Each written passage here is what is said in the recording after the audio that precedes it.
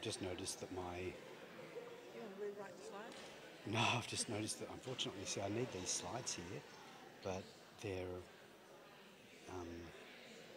it's okay. I just noticed that the font was too big for me to actually see it all, and I do need them. Okay. Yeah, once upon a time I didn't use this. I'm getting really like, not in this context that I'm doing, but often when I talk, you can really do something clever with the notes versus the text. I think that works well. Sure. Okay, well we better get going, staring into the lights. Yeah. I hope everybody had a nice lunch. Yeah. I hope everybody had a nice lunch. We're now ready to get on with the afternoon. A few people not settled yet. Another elevator full of OZeWAIs.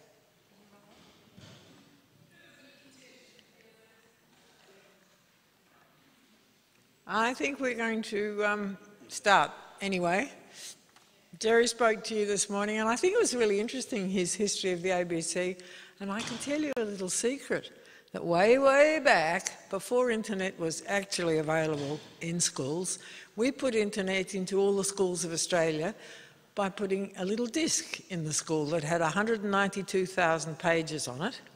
And particularly, we went to websites that we thought were interesting, and we looked at whether they were accessible at the time or not.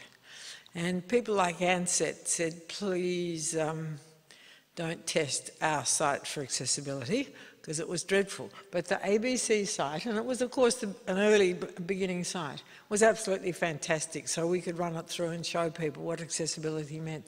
And I think it's rather fun. That disc was lodged in the National Library. I think it was one of the first CDs ever put into the National Library. And it does, as I say, contains 192,000 pages of the early web with a focus on accessibility. So you might like to have a look at that at some point. I think I've actually got it somewhere. So now we're learning more. We've all got work to do, and Gerry's back with some accessibility tips for the teams that are involved. Thank you, Gerry.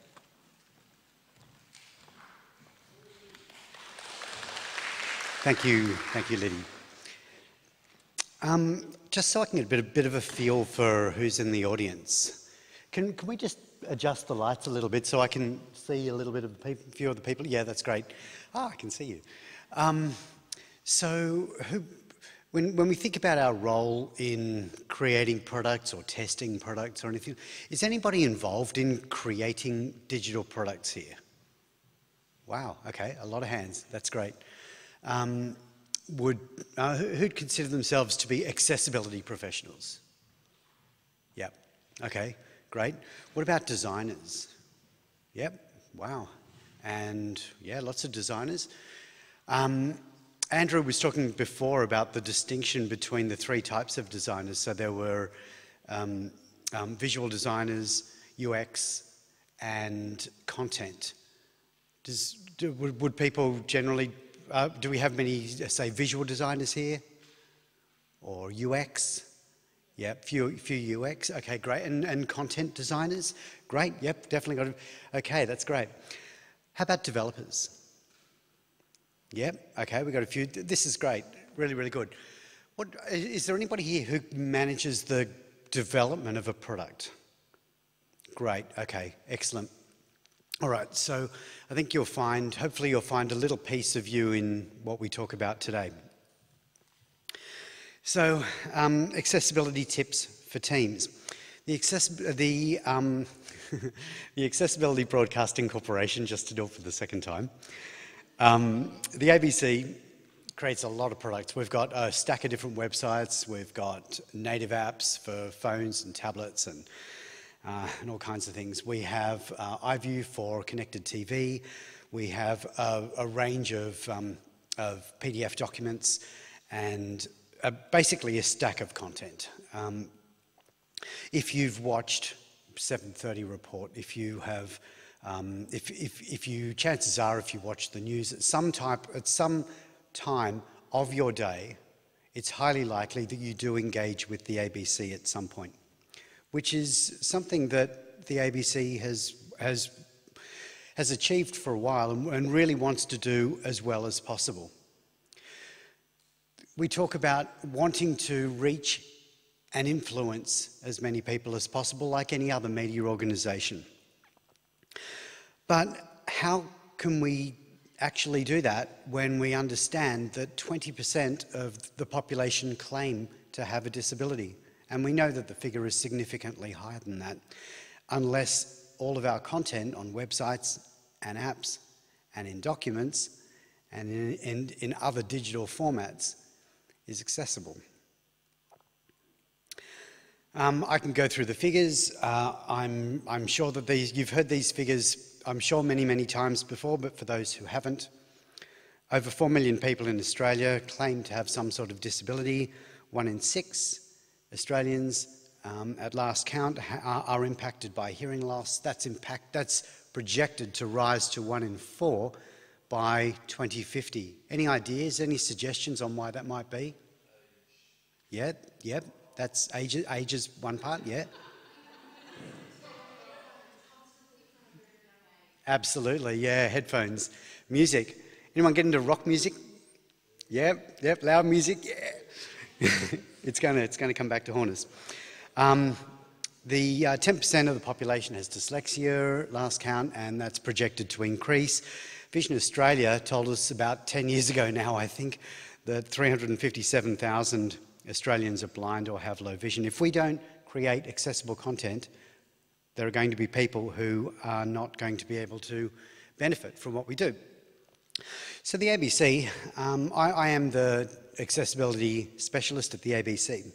When I first came in, I thought, I'm going to make a huge difference. I'm going to change the face of the ABC. So I launched into my evangelist mode and started preaching about all the benefits and all the things we need to do with accessibility. I looked at all of our websites, our apps. I was auditing everything. I wrote not hundreds, but thousands of issues up in a project management tool that we have called Jira. Has anybody heard of Jira? Yep, lots of hands. Okay. Can you imagine our developers? Can you imagine the faces on our developers when they see me writing thousands of these tickets going up into a system? Anyway, the point is, after a while, I got the idea that there's got to be a better way. This method is not working because it doesn't matter how many tickets I wrote, they just weren't getting done. And I didn't understand why there wasn't this team of developers sitting there waiting on every word that I typed. Anyway, so yeah, it was a very frustrating experience. I did actually have a full head of hair before I started this job.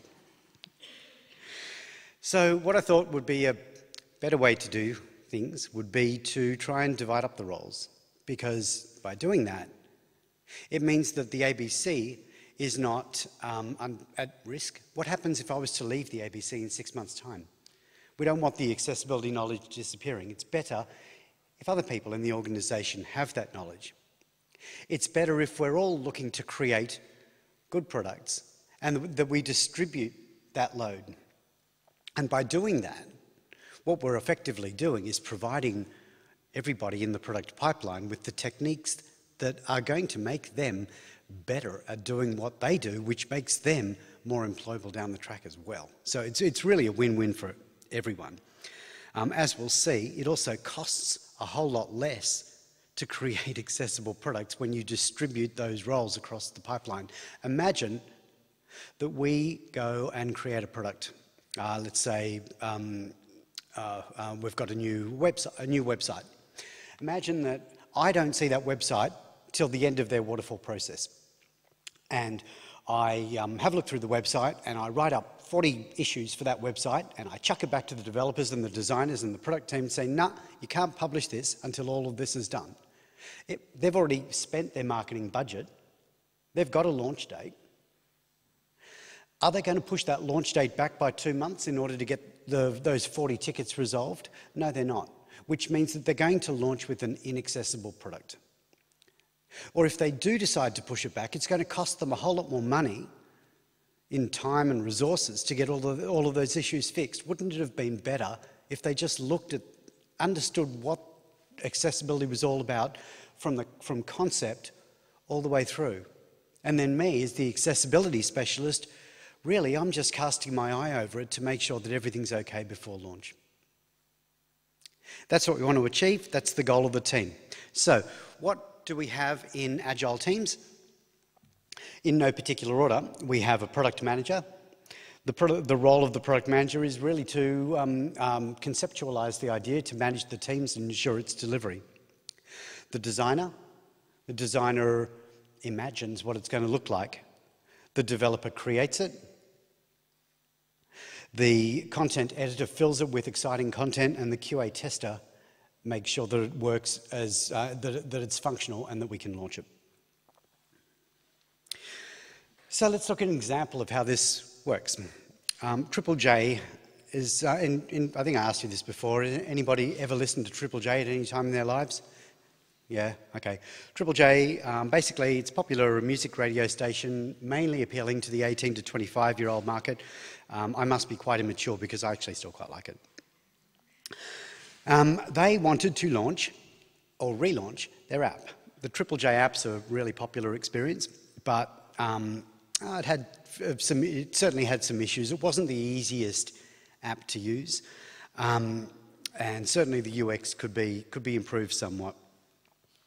So there were a number of missions for this app. One of them was that rather than playing one station, being Triple J, it was actually going to be a single app that would play 3 stations, being Triple J, Double J, and Triple J Unearthed. The product manager had some specific absolutes. One of them was that it had to be really clean, really simple, really easy to use for everyone. And he was insistent right from the word go that it needed to be accessible because he fully understood the benefits of introducing accessibility early on. This is Tim. Tim's the product manager for the Triple J app team. So he understood that he could, some of the things that would be really helpful for him would be to understand audience need. He needed to build a skilled product team who knew about accessibility as well. He needed to manage competing priorities and budgets, and that would sometimes involve negotiations about accessibility. He needed to demonstrate product performance to the team to show what's working, what's not working, market penetration, usage, all that sort of thing. So he can do this by including the needs of people with disabilities in audience personas. When thinking about who's actually going to use that app right at the start, think about people with disabilities and factor them into that equation. And gather feedback through the process. How's it working? Is it working for you? Negotiating accessible outcomes where needed. So taking into account product needs and desired outcomes. When you're actually developing a product, you need to think, sometimes a product manager will need to weigh up various competing priorities. We've got 2 weeks in this sprint. We need to achieve this, this and this. Gerry's banging on about accessibility, that we need to do that. Can we push that back to sprint 7? Yeah, we're going to do it. It may not even be part of the first release, that minimum viable product. But yes, we are going to do it, and we have balanced that in our mix of competing priorities. Okay. It's a negotiation. Early user feedback is really important, as I mentioned before, and this is some of the team doing some testing of some of the designs that were created just to see if they were going to meet the requirements of the market. Really early on, even at this stage, before you've even started building anything, who can you test a product with? Think about that and see if we can really make that market, that testing audience, as diverse as possible. Danny is the UX designer and the key UX designer for Triple J, for the Triple J app. And he's working here creating some really unique designs. He also needs to understand diverse audience needs. And some of the things that he thinks about as he's developing this is using clear, flexible designs So, for example, fonts need to be easily readable. They need to be resizable. People, it's very beneficial for a lot of people if tap targets are sizable so that anyone can use them. And Danny's fully aware of this and builds this into the designs. How do they work? Can anybody see where focus is at any point in time? What happens if the user flips their phone from landscape into portrait mode, either for use, either because it's better for them or for whatever reason? What's going to happen? How's it going to look? Has that been considered? These are all the sorts of things that Danny thinks about. And then when Danny's finished his designs, he hands over to Luke, in this case. Luke is the iOS developer. So Luke looks at all of the things that Danny's thought about, his designs, practicality for a diverse range of users. And his job really is to simply build what he's been given in those designs. So if Danny hasn't thought about it at the design stage, Luke's probably not going to add it in the developer stage. But if Danny, the designer, has thought about it, then it's up to Luke to understand how to do it and how to do it in a way that's going to meet accessibility requirements. If he, in this case, is building an iOS application, does he understand Apple's accessibility protocols? Is he going to implement them? Or is he going to be creating custom widgets? In which case, he needs to understand how to do that in a way that's going to meet accessibility compliance requirements. Is it going to be scalable? Is it going to be future-proofed as much as possible for the next platform release that Apple does? These are all the things that, as somebody who understands accessibility needs, Luke is on top of. So with the app and the shell done, it then goes out to content. Now, I'd love to talk about J content, but unfortunately it's radio in this case, and it's really got nothing to do with the build of the app. So I'm going to shift sideways to ABC Life. Now, has anyone had a look at ABC Life yet? I see one hand. Okay, any ABC Lifers here? You need to do some work. No, ABC Life, it's really, really great. The ABC has spent a lot of time and resources and energy putting together a really fantastic and highly accessible system, the digital learning, it's the DLS. Design Language System, thank you very much. Thank you, total blank. You're going to hold this against me, aren't you? Okay, Design Language System, it's got accessibility baked into it. And the first web product that's been rolled out using this system is called ABC Life. Jump on Google, have a look for it, and go through it and see what you think. You're accessibility professionals. I'm really keen to know what you think about it. Okay. From a readership perspective, it's actually a really interesting read. It's designed to be, it's full of recipes and life stories and really interesting stuff. And I actually find it, fascinating to read through. Point being, there are a team of editors there. And it's one of the things I do is work with those editors who are largely actually they're all over the country. I work with them so that they understand not only, I don't need to teach them how to write because they're very good writers, but understanding that links, we don't want click here's and read mores. We want to make sure that they do actually specify link purpose. When these editors put images in, what alt text are they going to provide? And they've become very, very good at that. I'm really pleased with the way that they have progressed. When it comes to writing headings, the headings need to describe the content below, all the stuff that you know, and our editors have become very, very good at too. Anyway, so these are all the things that they need to think about. And if the editors think about it, then content accessibility will largely work the way that it's supposed to. So with that app, going back to J from Life, now that Luke has built what Danny has designed, Vardani comes along as the tester. She'll go through it and do all the functional testing. She's going to make sure that the accordions work the way that they're supposed to. She's going to make sure that, because it's been specified in the definition of done, that when we flip from portrait into landscape or vice versa, that it actually flips the way that it's supposed to. She'll be testing lag times. She'll be testing everything that has been specified in the definition of done for that sprint. Accessibility is part of that. It really helps. It helps the whole team. Really helps me if Vardani knows that she can jump into some accessibility testing tools. There's one that's built into the Apple Xcode system. I can't remember what it's called right now. Accessibility Inspector, I think, which will do a lot of that testing as well.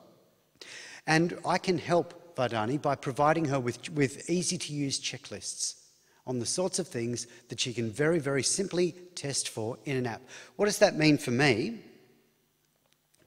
It means that when I attend the meeting, which often is remote, I do attend all of their meetings.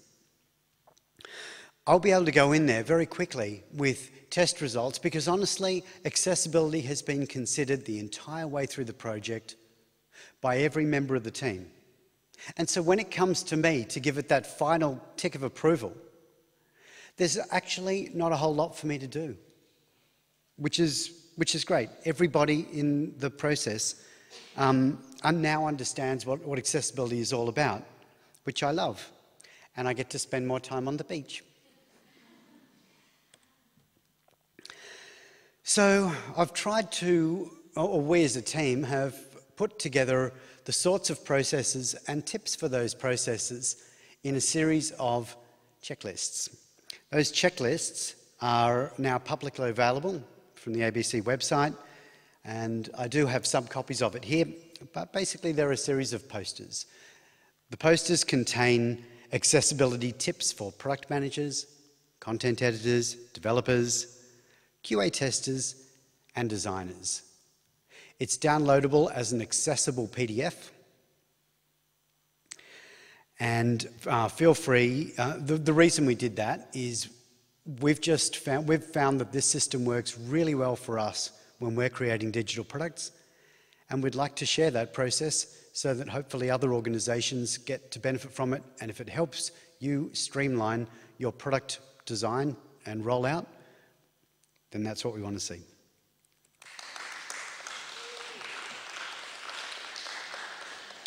What I particularly like to see is when people in that process don't just read the checklists. Don't just, I really like it when people get involved. So just the other week, I was working with the ABC News team up in Brisbane. And here we have Francis and Davina and Jai. So they grabbed me one morning because they were looking at the mobile experience of ABC News, and they're looking to make some tweaks to it. They had some ideas about accessibility. They just wanted to know how it would work for them, if it would work, if I had any questions. The thing that I really loved is that they'd already thought of most of what I had already thought of anyway. When we came up with a few, interesting suggestions, but by and large, they were on top, and I loved that they engaged me. Also last week, Grace, I don't know if you're here, Grace. No, she's not. Grace is one of our UX designers, and she's been doing work on the ABC ID system.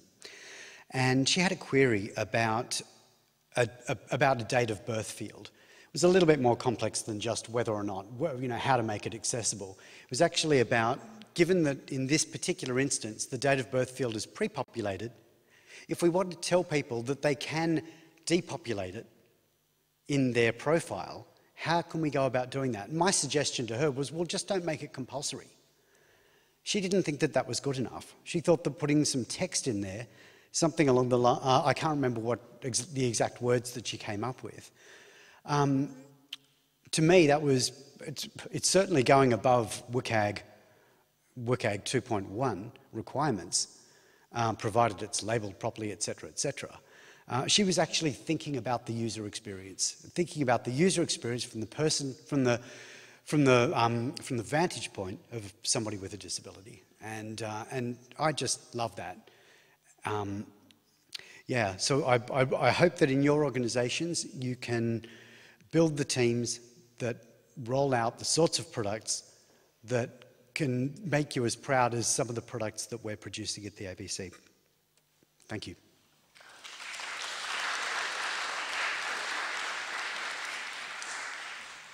It's our ABC, isn't it? I think, Gerry, it's fantastic. Thank you very much. And I think it's one of the big challenges to manage that incredible organisation that we're sitting in today. Wow. But have we got any questions? We've got a tiny time for a question. So hand up there, yep. And a fast-running mic carrier. Come back, Gerry. No yelling. Oh, sorry, guys. Well, by the way, just before we have that question, I'm going to go through some of this in the workshop. If people have, anybody that has enrolled in that workshop that's happening immediately after this, it's going to be in the green room next door. So basically, when I finish here, if we can just, make our way next door. Hi, thanks. My name's Kayleen. I'm not a developer, but you mentioned that you have an iOS developer. Do you have to have specific developers for specific sort of platforms, or do they cross over? Is that a developer for every, like Samsung, et cetera? Or are they so different in their sort of understanding the back end of those products that you need one person for each product? Yeah, that's a great question. Thank you very much. In my experience, that is the case. Certainly here at the ABC, we have mobile developers, and we have developers that are absolutely specialists in iOS or Apple, and we have specialists in Android. That's the only distinction that we have in mobile development. Certainly for the web, I don't. At the ABC, I don't believe that we have web developers that also cross into mobile or vice versa. I think they are quite different disciplines. Okay, now Gerry, could you explain, people who want to do your workshop, follow you now, out the door, and the green room is where we had our morning tea. So we'll perhaps have just a little tiny break while those people who want to do the workshop can get up and go with you. Please come back when you finish. Thank you very much, Gerry. That was very good.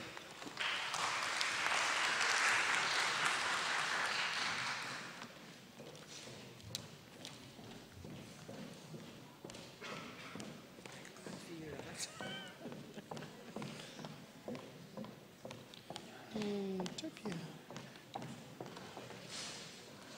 And while we're just getting ready, I'd like to draw your attention again to our sponsors who really make this conference happen, as well as sponsors that you may know.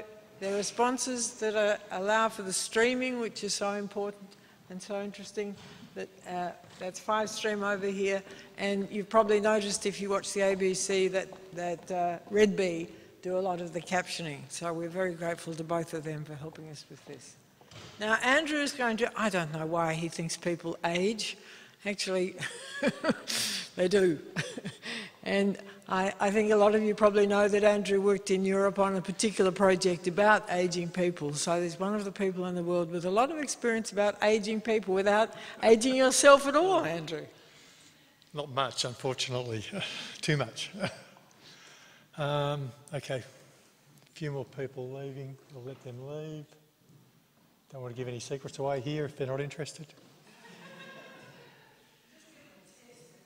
Talk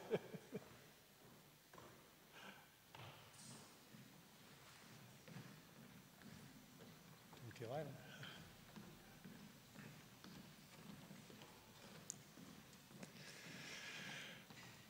Okay, so what prompted me to give this talk is a book that was published in 2008 called Web Accessibility, A Foundation for Research.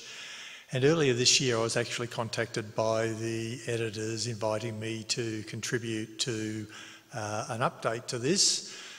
Interesting that the first book came out in the year that WCAG 2 was 2.0 was released, and the update is hopefully going to come out this year when WCAG 2.1 is released. Just a coincidence, purely a coincidence. Anyway, Liz Yesalada had contacted me and said, because of the work I'd done previously, would I be interested in contributing to the chapter on ageing? And that sort of reinvigorated my interest, and I said yes.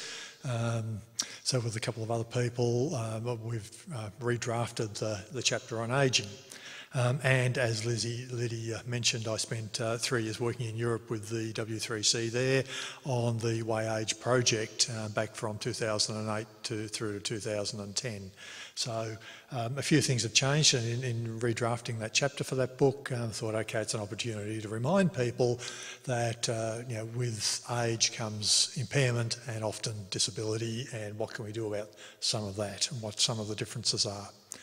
So first of all, some facts. Yes, Australia is ageing.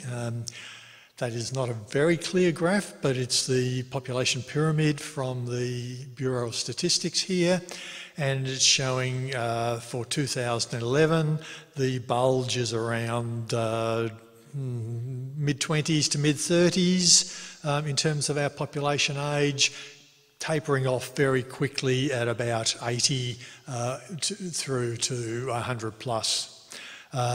Then on overlay on the same graph, it's showing that by 2000, and these are predictions of course based on birth rates, death rates, immigration, which may be about to change of course, but every flavour of government seems to want to fiddle with our immigration rules about who can come and who can't and how many. But the current predictions are that we'll have a really, the 5 to about 20-year-olds is really going to contract, and we're going to have a much flatter bulge in the middle in the 40s to 50s. But what we can see quite clearly from that graph, if you can see what the detail is that the people over 65 and particularly up to about 85 is going to grow significantly compared with what we had at 2011. They haven't updated this since the 2016 census, or at least I wasn't able to find that data, but that was the from the 2011 census, that information. And just breaking it down over a number of years, 2010, 14% of our population was over 65, 1.8% was over 80. 2030, they reckon it'll be 19% over 65 and nearly 2.5% over 80, and by 2050, 22% over 65 and 4.5% over 80. That mightn't sound like a lot, but when we're getting contraction at the bottom end as well, there's also lots of talk about, okay, who's going to be paying the taxes to provide the care that might be needed for the bulge in the, or increasing numbers at the top end there. Other countries are ageing even more rapidly than we are.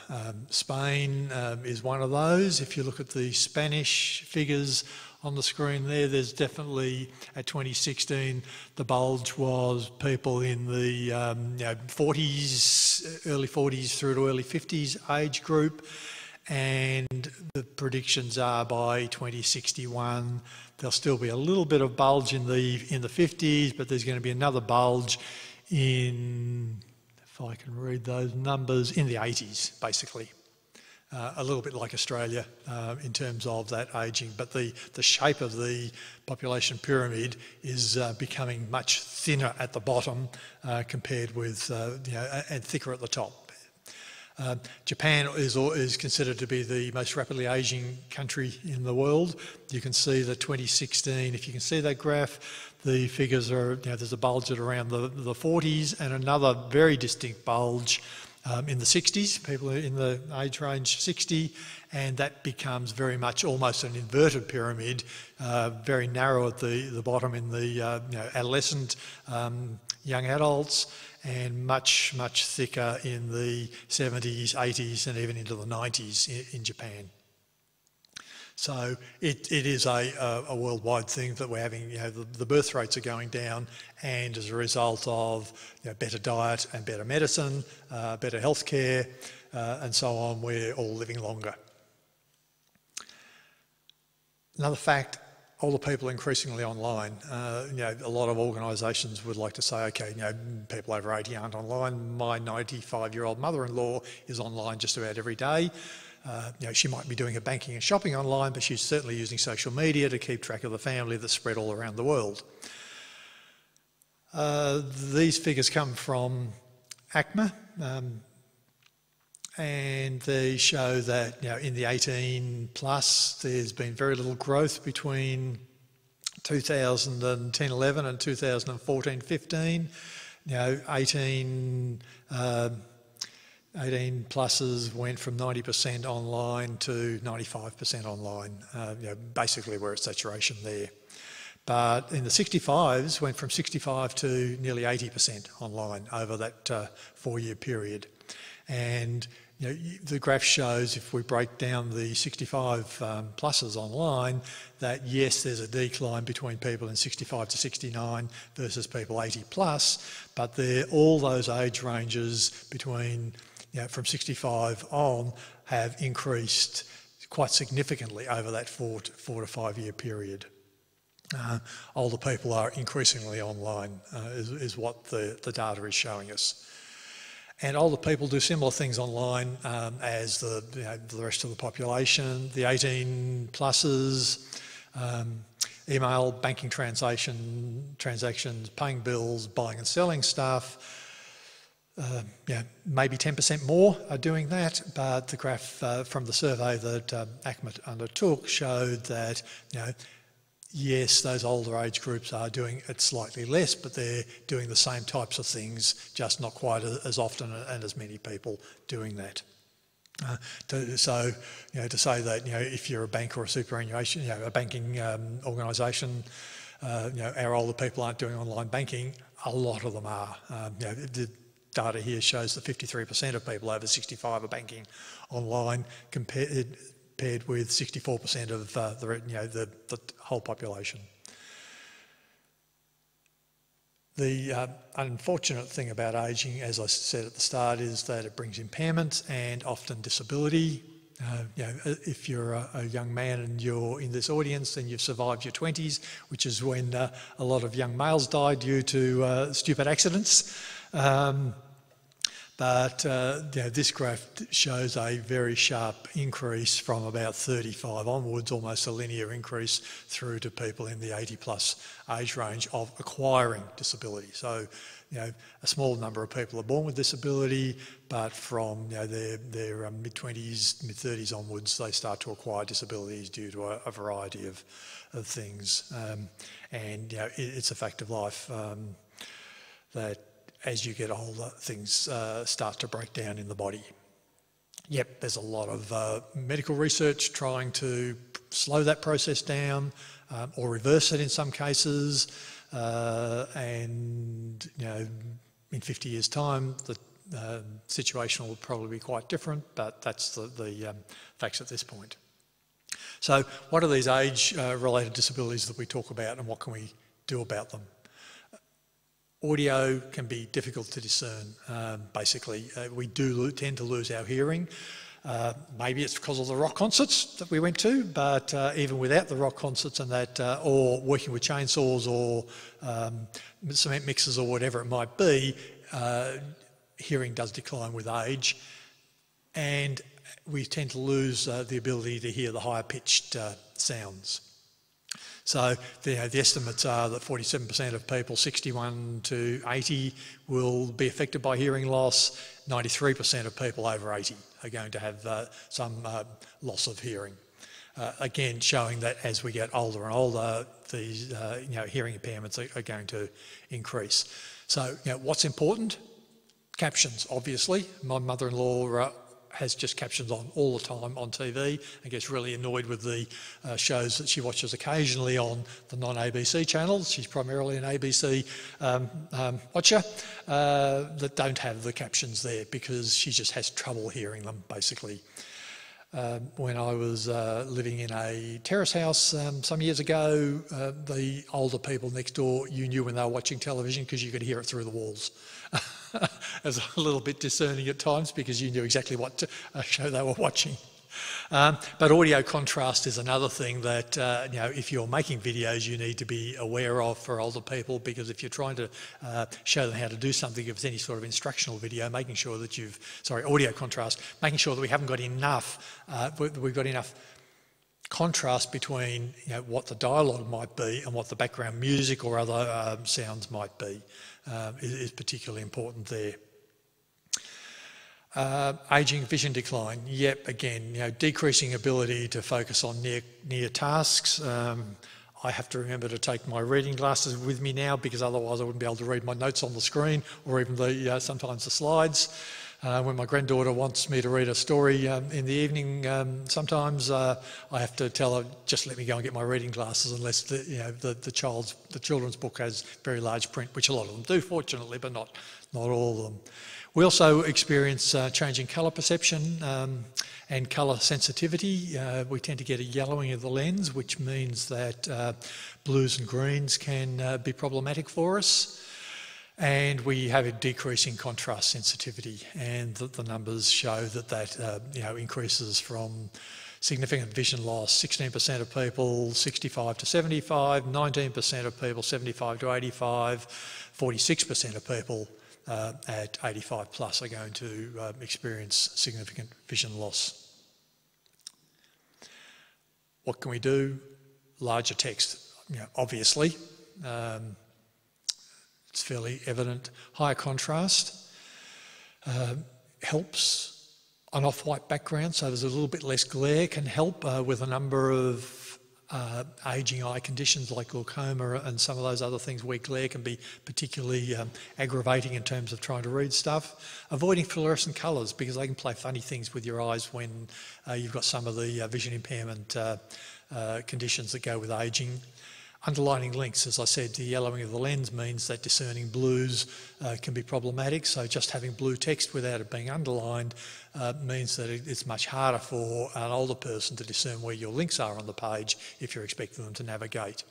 And then allowing for reflow, because people are increasingly being taught how they can do things like make the text larger or to make the whole page larger, and if it doesn't reflow, then the idea that some of the text might be off to the right of the screen is going to be problematic. The other thing about ageing is that we often become less inclined to experiment and try new things. So the idea of having to scroll left and right is something that a lot of people would not even realise that they can do or know quite how to do necessarily. Physical decline, that's fine motor control primarily, so the impact there through things like arthritis and Parkinson's disease, providing you with a lack of control. Even arthritis can be a big issue there, but difficulty in using a mouse effectively, including that hand-eye coordination for some people, but controlling it to be able to click on very small targets is problematic. And strain from non-ergonomic tasks. Sarah, my colleague, walked in today with a wrist thing on, which she said was from RSI, and to remind her, not that she's suffering at the moment, Sarah, but you said it was to remind you not to do certain things so she didn't aggravate her condition. And for older people who aren't used to using a mouse and keyboard all day, like a lot of us in this room probably are, they're non-ergonomic things, the way you actually have to hold your wrist and hold your arm, and they won't be sitting at a desk. They'll have a computer on their lap or on the kitchen table, which is usually much set higher relative to the chair than an office desk, which is ergonomically set for you. So, while we might think that's just normal, for muscles and tendons that have become weaker, it aggravates some of those conditions. Arthritis means that you mightn't be able to use your fingers quite as well. You might have lost some of the feeling in your fingers, so being able to touch and control that mouse can be problematic, or even touching a touch screen. Essential tremor affects up to 20% of people over 65, which is a figure that astounded me when I came across that some years ago. Obviously, holding that mouse still and being able to click at the right time on the right spot is going to be problematic. Parkinson's disease, approximately 4% of people over 85 are affected there as well. So what can we do? Obviously target size, which is why I cross out the A, one of those A's in the AAA requirement, because I really think it should be, as I said earlier, a AA requirement to have a reasonable target size. For everything, and there are some exceptions in there. So an inline link doesn't have to be 44 pixels high. That would just, change the page dynamics and the aesthetics of the page completely. But anywhere where it's a link, a target on its own needs to be a reasonable size, so that it can be touched on its own on a touch screen, or is much easier to click on with a mouse for somebody who's having those control issues. Clickable labels. Radio buttons are very small. I know a lot of websites now redesign those radio buttons completely so that they appear much larger, but the traditional radio button is very small. And if you don't have the label associated, then you can't click on the label and activate a radio button or a checkbox. Pointer gestures that are required can be difficult. Obviously, pointer cancellation is an important thing. If you've clicked on the wrong thing, how do you stop that? Once you start to have mouse control, if you've got somebody who's a little bit technical around you, you might be being shown how you can actually press the tab key to move through a page, because it gives you that control that you can get to all those elements much more easily than you can if you're having trouble with the hand-eye coordination or with just controlling that mouse. And so showing people where they are as they're moving through the page becomes important, and making sure that that visible focus indicator is of a suitable contrast and colour, so that it'll stand out for people who have also got deteriorating eyesight in one form or another. Ageing and cognitive decline. I don't know how many of you might have had conversations with your grandmothers, and the conversation can become repetitive, or they'll ask you, the same question 3 times in a 15-minute period, because they've forgotten what you said and they've forgotten that they had asked you that question. Cognitive decline is another thing that just typically happens as we get older. The memory doesn't work and we don't file things, particularly in the short-term storage part of our brain, as well as we used to. Also difficulty with concentration, lots of, they find that they're easily distracted with movement or irrelevant material. They'll see something and end up going down a rabbit hole and forgot what they actually came to that website to find in the first place. Information overload, again, we all suffer from that, but older people find it more problematic than younger people, obviously. As websites get redesigned or apps get redesigned, struggling with that change and trying to find, okay, I used to go up to the middle of the screen on the right-hand side to do this. It's no longer there. Where do I find it? And then, because of the short-term memory problems and some difficulties with concentration, they find it's difficult time and again to use that redesigned website. Facebook is one of the things that my mother-in-law has trouble when they make some changes to their interface, because she's learned how to do things. She's got it sort of down, rote learning, and then they change stuff and it just throws her completely, and she'll be on the phone, I used to be able to do this, how do I do this now? So some of you are probably in that tech support position with elderly relatives too. Dementia, about 1.5% of people 65 to 69, nearly 25% of people over 85 will be experiencing some degree of dementia.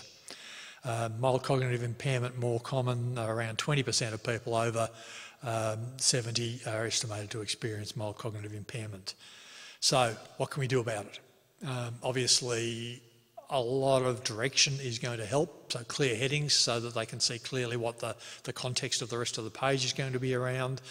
All the things about errors are going to be helpful. Error prevention, obviously, in the first instance, but then identifying clearly where the error is and making some suggestions about how to remedy that error if they've made an error when they're trying to fill in a form or complete some online task for service receipt. On focus and change of content, how are we flagging things that, if we change something on a page somewhere, and some other content on the page might be updated, how are we actually making that obvious that something's been updated. Pause, hide, stop for movement and animations, again, just because of that distraction, you get fully distracted, with the auto-playing videos that you see on a lot of news sites these days. Thinking about how we can address these things. A lot of this stuff is, very obvious in WCAG, but these are some of the things that are going to particularly help and impact on the usability for older people. I think we've all been saying today that engaging with the team early is better. Gerry was emphasising that in his breakdown of roles and saying, okay, who's got what responsibility? I think that's just a continual message. Talk to the designers and make sure they understand who their audience is and who they're designing for and what some of the implications of what they may or may not be designing, what the impact will be on older people, particularly the ABC. Probably a large part of their demographic is older people in terms of a lot of the stuff that they put out. So coming back to earlier, creating user stories around who the user is, what the outcome is and what value they're going to get out of it. As a user, I want an outcome so that I get some value at the end of the day. And as an older user with poor hearing, I want captions on video so I can understand the dialogue. Just becomes obvious in terms of it's people that they can relate, your designer or your developer can actually relate to, because most of us have older members of our family. As an older person with cataracts, where blue-green is harder to see, I want links underlined so I know where to click and find the information I need. As an older person with Parkinson's disease, I want large clickable elements, interactive elements, so I can navigate more easily. As an older person with concentration issues, I don't want animations auto-playing, so I can read the article I selected. Fairly simple to write these types of user stories. The work that we did with the WCAG project, a lot of that information is on the WCAG website. If you've got an older population, and I always say it's a World Wide Web. Don't do anything that's particularly Australian when I'm talking to people, because you don't know who around the world is going to be interested in what you're doing or writing about. It's the same. Don't assume that your population, as Gerry said, he still listens to Triple J, even though he's outside the 18 to 25-year-old age group now. Don't assume that your population is a particular demographic. There's lots of good information on the WCAG website about a lot of the stuff that we discovered during that 3-year research period. Just finish with a quote from Paddy Moore, who gave the keynote on ageing and usability at UX Australia a couple of years ago, and one of the takeaways that I had from that is that accessibility is just the beginning, and it's usability that makes the difference. But as WCAG is evolving, we're finding that there's more and more usability aspects in WCAG, but don't just stop there. You actually need to go and do some of that usability testing with your audience, and do some of it with older people as well, because they're going to have different ways of interacting because they didn't grow up as digital natives compared with your 18 to 25-year-olds who have been using computers since they could move a mouse around or touch in fact these days use a touchscreen. So that becomes really important. So I just stress, look after your ageing family. because you're going to be part of that ageing family sooner or later. So it's really investing in your own future, and if you can get all the people you're working with today to take account of ageing, then hopefully the people, you know, as you move into that older age group down the track, because the alternative isn't worth thinking about, it means you won't be getting older, and that's not very nice thought. You know, we're actually investing in our own future as well as you know, the older members of our own family. So thank you.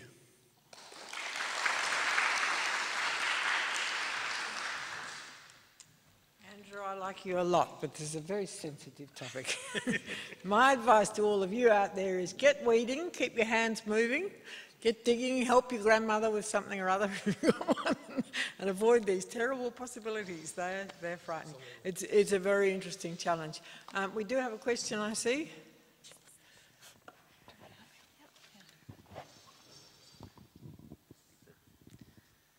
Hey Andrew, I just want to touch on a point that you brought up right at the end there. We talked about how younger people nowadays are pretty much learning how to use touchscreen devices as a main way of interacting with technology. And I was wondering if we're going to see almost like a vice versa effect where younger people are going to actually have usability issues using a mouse and keyboard interface in a few years' time as these kids grow up, because they've only been used to using a touchscreen device. Legitimate question. We'll wait and see, I suppose, but younger people have much better dexterity. I think they would pick up that mouse, but you know, the follow-on question from that is, you know, with voice interaction and so on happening, what will be the next wave after that? You know, are we going to be doing away with the keyboard and we'll just, you know, talk to our computers? Will there be a mouse? That's right. I think mice had it years ago. No. That's it. You know, the direction the technology is taking means that we're not going to be out of a job anytime soon. Yeah. Thank you. Was there a question further up? Yeah, a question high up. Sorry, it's really hard to see from here. I have a question too. Can I ask that one while I've got the mic? Is that okay? I just had a question about, you were talking about visible focus.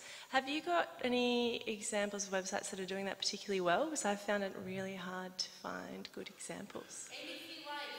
Okay, that was a good one. Brilliant. And the question up high? We need to move on. Thank you. Next question. Hello, Andrew. My name's Andrew. I wanted to ask you a question, particularly around ageing Australians, and you speak of cognitive impairment. You did say that you want to scratch out that third A, and whilst, you know, I come from government, we only have to subscribe or meet as a minimum AA. One of the ones I say is very important is that we actually do look at keeping the readability level as low as possible. Do you find that within an ageing population that's an advantage if they've got mild cognitive impairments?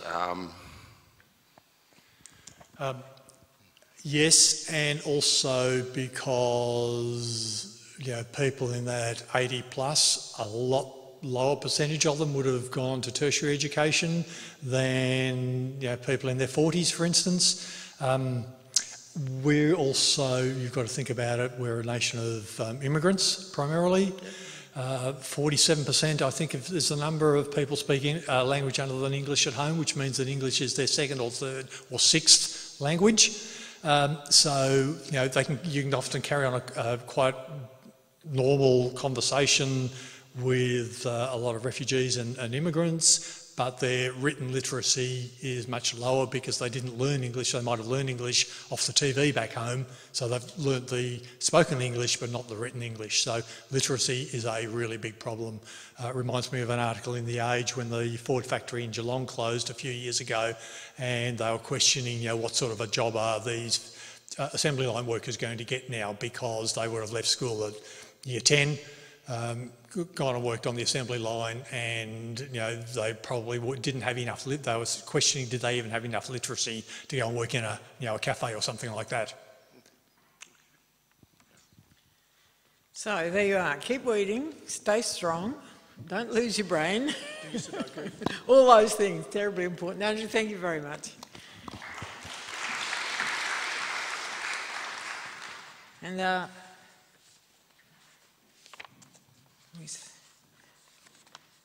Our final speaker this afternoon is Ian, who is going to tell us about that thing that we've all spent a lot of time with, I think, the question of testing for what we've got. And I notice it's comprehensive testing, it's not simple testing, Ian. It's not. Let's hear about it. Thank you. Yeah, I actually was thinking about this talk a few weeks ago, and we were doing actually some testing for a medium-sized government department on a new application that they were launching, and the problem was that they came to us right at the end of the process and said, oh great, you know, we've spent at that stage about 12 to 18 months building their application, and they said, yep, we know a little bit about accessibility, we're pretty sure we'll be all right, you know, let's run it through some testing. So we did the testing. We found 47 pages worth of accessibility issues that then delayed the launch of the application by about 4 months while they went back and remediated the application. So from my point of view, I think testing and accessibility in terms of web applications and web projects need to start right from the start. You cannot possibly get to the end of your project and then all of a sudden decide that I'll bring in an accessibility expert or a consultant to go and look at what you're doing and they'll just give me a tick in the box and away I'll go. If you do that, you will not succeed and you will spend a long, long time and a lot more costs and a lot more time trying to make your project work. So I'm hoping today that I'll touch on some, I guess, some reasonably high-level things that you can be doing and a couple of tools and techniques that we use regularly when we're doing testing to, I guess, make it easier to test throughout the process of developing something. So why does it matter? The main goal in terms of testing and in terms of usability and accessibility testing, I think was a great point that Andrew made at the end of his presentation, that accessibility shouldn't just be about compliance, it's actually about usability and understanding how what you're building will touch on the whole usability cycle of how that person is using that particular piece of technology. And from my point of view, we want to remove barriers. We want it easy for people to access whatever that service or whatever that application might be. Over many, I guess hundreds of projects over the last few years, we've found that if you build in your accessibility testing and your design and everything up front, that your time to market is actually reduced. You don't get stuck in this cycle where you get to the end of it and then have to go back and do months and months of rework.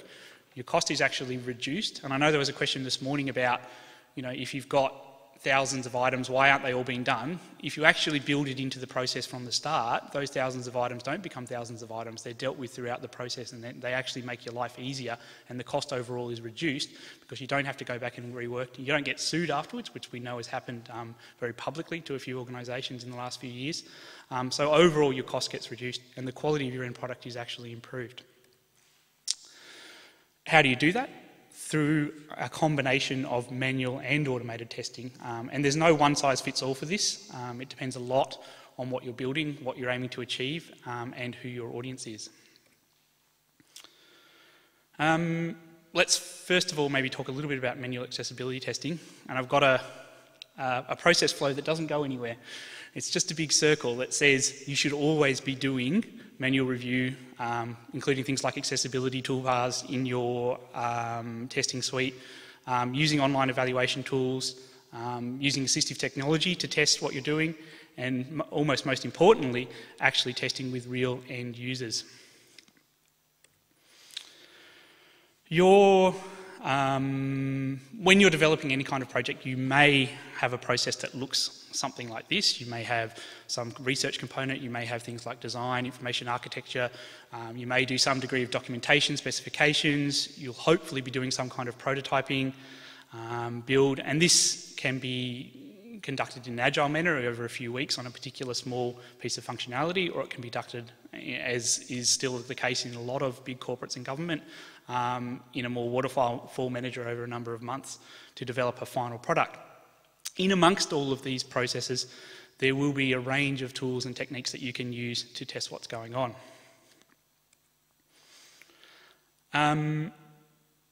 In terms of advantages, I guess manual testing has a huge range of advantages. It cannot, automation cannot replace what a manual user can do. We were doing a big project actually with a transport provider in Queensland and looking at the accessibility of their journey planning tool, which is both online on their website, a mobile app, and what we found, interestingly enough, is that we went out and talked to real users who were on site at, say, bus stations, train stations, and they were trying to plan their journeys. And the tool was actually working reasonably well. What it was doing was, saying you're going to go from Central Station in Brisbane to wherever it might be, Robina or something, and you've put those destinations in. The journey planner says great, and on there it has a number of tips about accessibility, and it says these stations are accessible or not. Now, what we actually found as part of that testing was that the end users were finding that the data that was actually in the tool behind the scenes was actually wrong. So Queensland's, the Transport Authority in Queensland was going, well, this station's accessible, we know there's a lift there.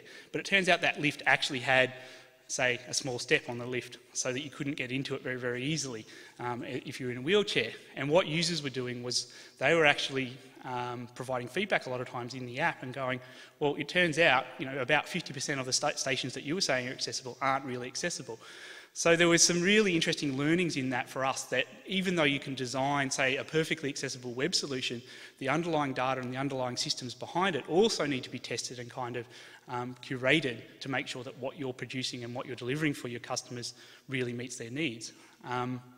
So you can't go off and just say, oh, does my application or does my website pass the accessibility compliance test using some automated tools? Unless you go out there and really interact with real users, you can't understand how they're going to use the system and actually get to that end goal.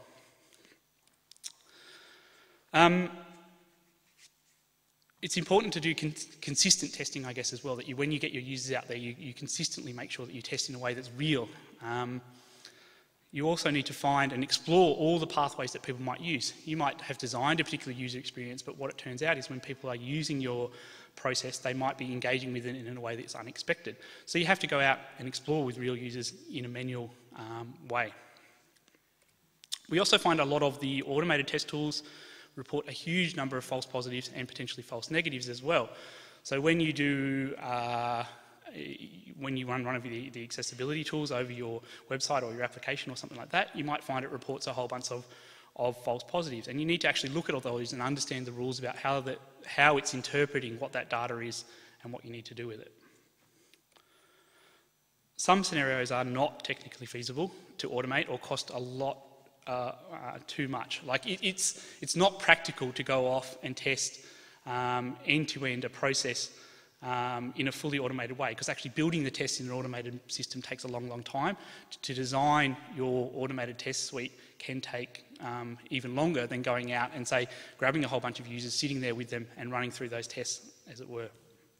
So manual testing overall helps us understand the whole problems. Back to our, I guess, project process and what that might mean. In terms of research, and I think it's important that Gerry and Andrew were talking about the fact that you bring people into the process right from the start, that you bring your designers in up front. But I'd actually like to go a step earlier from that and actually, before you even start touching what you're going to design, before you even start talking about, this is the thing, this is our product, this is what it's going to do, go back and talk to your users. Go and find out what they want the thing to do, what their issues are, how they want to engage with the particular service or offering that you're going to do, and start with that as your fundamental premise. Don't even decide what the product will do or how it will work until you've gone out and talked to your users. And I think this is the case in most circumstances. In that example we were talking about with Queensland Transport earlier, they were very, very clear that they had already done a lot of accessibility testing, that the thing was really, really great.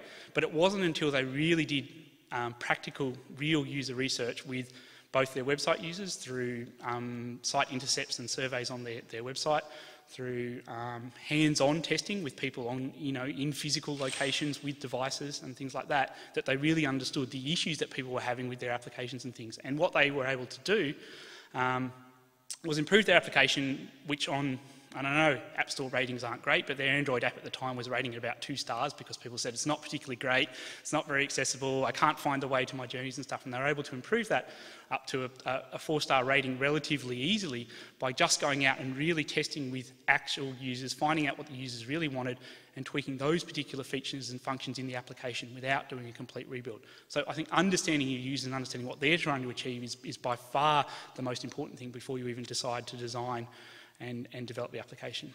And then, as I think Andrew and both Gerry were saying, when you're doing your design and your site architecture or your application architecture or UX design, whatever it might be, there's a range of tools that you can use there. And they might include things like your colour contrast analyzers, going into online tools like accessible colours, and those kinds of things to really look at what you're designing and thinking about whether it actually meets the needs of those users. Later on, hopefully you will develop some kind of prototypes, and I would really encourage that if you're developing applications, that what you don't do is go off and build the final product straight up, that you go up and build prototypes in either paper or HTML or whatever particular method's going to work for your application, and go and test those prototypes with some real tools as well. And that could include things like keyboard navigation testing at that point, screen reader testing, actually doing some code testing by analysing the DOM and CSS at those times, checking the site in grayscale. When you've built a prototype, you can probably do 90 to 95% of your accessibility testing at that stage before you go off and make the whole thing work. And I think it's really important that you do that because it's so much easier and so much cheaper at that stage to test and fix the issues that you might find. So what are the disadvantages of manual testing? Why wouldn't want to do it? It's hugely time consuming. Going out and recruiting users can take weeks, months sometimes. If you want to test with a subset of users who are of a particular niche demographic, if you're looking to go and test with blind people, it's actually really hard to go and recruit a number of blind people to go and do real testing with. How can you get around that? I mean, you can do simulations and things like that, but it's really, really difficult to do that kind of thing. So testing and manual testing, as lovely as it is, and it would be great to say, you know, we've got a massive test suite of all these different types of users just ready to go. If you want to go and test with vision impaired people, if you want to go and test with deaf people, if you want to do all those things that you probably should be doing, you can spend weeks, months trying to find those people before you can even conduct their testing. Risks, there's a lot of risks around testing with real users as well, in that people often see things that they think are the final product or end product as well, and we'll go out and talk about the fact that, oh, I saw this new version of this, it doesn't work very well, I've got these problems and things like that as well. So there's a real risk with testing with actual members of the general public that they'll think that's the final version of the product. So it's important to, I guess, recruit users who are going to be really representative of the population, understand that it's for testing purposes and things like that as well. The scope of manual testing can be very limited. If you've built an application that has thousands of pages or, you know, tens of different business processes or hundreds of different ways to engage with it, there's no way you're going to be able to get a user to test all those different pieces of functionality in the whole thing. So it's important to consider that you test the key pathways with your real users, but there's no way you're going to be able to test the whole thing and test everything with your actual users. So let's talk a little bit more about automated accessibility testing and the advantage of it. The main advantage is it's fast. It's really, really, really fast. You can test multiple pages. You can test whole applications really, really quickly. You can find lots and lots of errors really, really quickly, but then you need to sit down and figure out whether those errors are real or not. You can test, you can do A/B testing. You can do things like that where you test different versions of things with automated testing. You can test lots and lots of all kinds of different content can be tested in automated testing very, very simply, but at the end of the day, you still need someone to sit there and interpret the results. One of the big issues, I think, with automated testing and the automated testing tools that are available at the moment is that the tester who's doing the testing probably can't be a member of the general public. You need someone who has some developer knowledge or some understanding of the technology behind it to actually do that testing. And that makes it, I guess, a barrier to entry for doing a lot of automated testing already. If you're setting up a test script that you can do that goes through and checks that your whole site is keyboard navigational and that you do that, you need a programmer effectively to go through and build those test scripts and make it all work. It's very, very hard to do that unless someone is at least reasonably technically competent. And that's a big barrier to automated testing at the moment. We find that only 20 or 30% of errors can be found reliably with automated testing. Things like bridges that just drop off, or in the web world where you've got pages that have no, that are just lost in the navigation, they don't really exist. You can't easily find those kinds of things if you're just doing automated testing. You'll find lots and lots of errors with automated testing, but a lot of them will be the same error over and over again. You're missing your alt text on your images, or your colour contrast is out of whack across your whole site because your background and your fonts haven't been checked properly, whatever it might be. But most of the errors that you'll find are from manual testing. Things like the structure of the page, you'll be able to test those kinds of things. Things like navigating with or without a screen reader, you'll be able to test all those kinds of things as well. But at the end of the day, you won't get a full, comprehensive, coverage over your testing without going into manual and automated testing. So, once again, the things to focus on are doing manual reviews, using your accessibility toolbars, using your online evaluation tools, using assistive technology, and doing your realistic end user testing. So what are some of the tools that you might want to consider? And I know a lot of people at this conference are probably well aware of some of these tools already, but as we've, and we were discussing over lunch, the awareness in the general industry is still very, very low about accessibility and how you might go and test and use some of these tools. So the things that we use regularly are things like NVDA, which is a screen reader application, a colour contrast analyzer, and there's a whole world of those out there. So you can check your designs and your sites and your applications for colour contrasts. Using your web developer tools, so testing in your web developer tools by disabling certain features and functions of the site, disabling CSS, loading sites without JavaScript, whatever else you need to do to test that the thing will actually work for users on a whole range of browsers in a whole range of different ways. The Wave evaluation tool, and I know that's well known here, can test for a range of accessibility issues, but it doesn't find everything. And we use another tool called Axe as well, which is another analyzer tool that can pick up issues that the Wave tool doesn't as well. The Wave tool is free, and it provides a quick overview of the issues. If you're using the free version. If you buy the paid version, it also includes unlimited scans and email reports and a whole range of other things, and it's probably the most easy and kind of accessible tool to get into for doing this kind of testing.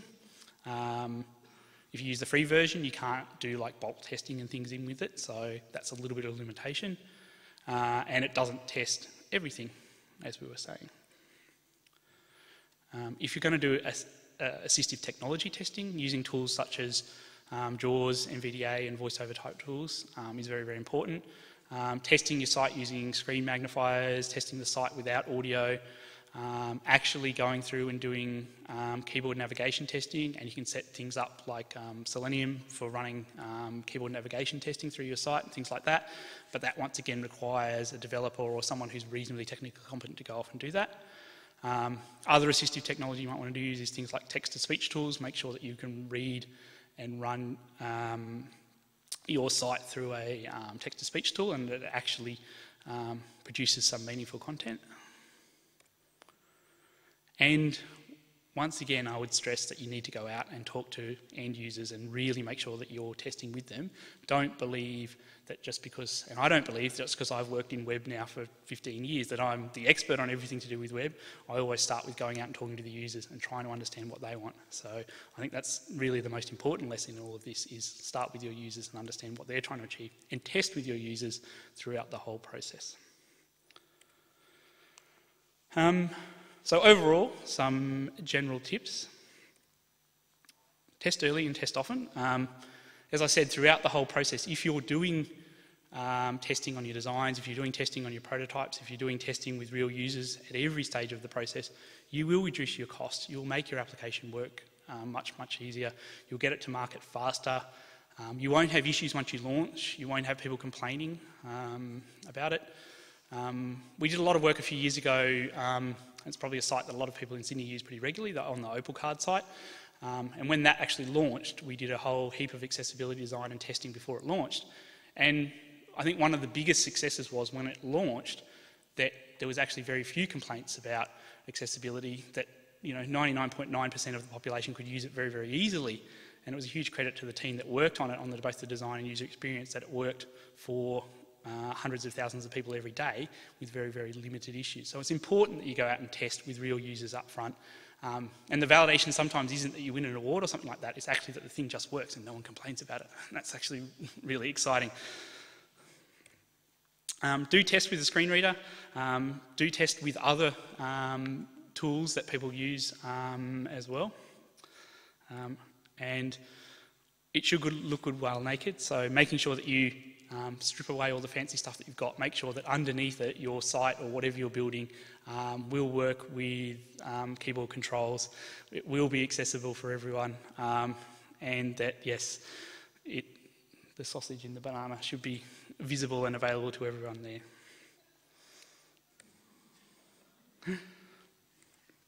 There is no silver bullet. Manual and automated testing goes hand in hand. You have to do it throughout the whole process. I still love the story of this when they were, designing GPS systems and things, and they would go off, and the GPS systems would be programmed all lovely and it would say, get to this destination, and it would drive people into lakes and things like that, because no one had actually gone and tested it with real users. So it's so important that you actually take the thing that you're building and test it in a real world scenario. Don't just sit it in a lab, don't just sit there with 5 people doing it. Take it out into the field, how people are actually going to use it, and test it. So make sure you involve real people in your testing. And just one other thing to mention, I was the Managing Director of Adelphi Digital in Australia, but as of last week we were acquired by EY. So for all those who've worked with me in the past or know me, Adelphi is now part of EY in Australia and Singapore. And thank you.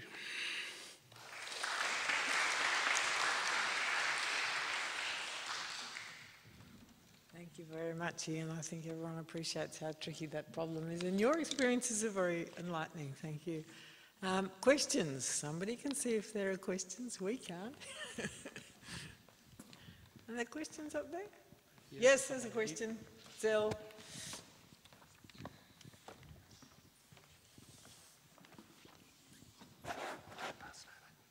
Sorry, I scared you. Here we go. Hi, thanks for that, Ian. Sorry. Why are you finding it so hard to find blind people for testing? Where are you looking? Well, actually, when we were doing some testing, we did contact some people through OZeWAI last year and got some blind people to do some testing for us. But generally, when we use a lot of, say, recruitment agencies and things like that for going out and getting members of particular populations. If you're building an application for health professionals, you go and recruit a whole set of health professionals, for example.